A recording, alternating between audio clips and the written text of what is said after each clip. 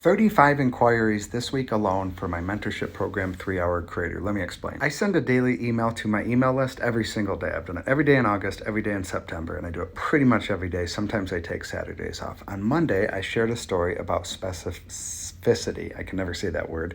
4 people reached out for the mentorship. On Tuesday, I wrote a story about putting my daughter on the school bus every day.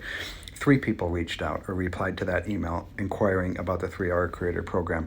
On Wednesday, I shared a story or a concept about a term, a concept that I came up with called Youniverse, Youniverse, and it's basically your messaging ecosystem. 6 people replied to that email wanting more information about the 3 Hour Creator. On Thursday, I wrote a story about the fear of judgment, and people are going to judge you anyways, do it anyways. 8 people reached out about the 3 Hour Creator mentorship. And then on Friday, I shared a story about how I switched to Kajabi. 14 people reached out inquiring about the 3 Hour Creator. In total, that's 35 people that reached out to me over those 5 days. My email list is about 5,800 right now. I've done some major cleaning lately, and I've wiped out about 4,000 people who don't open my emails.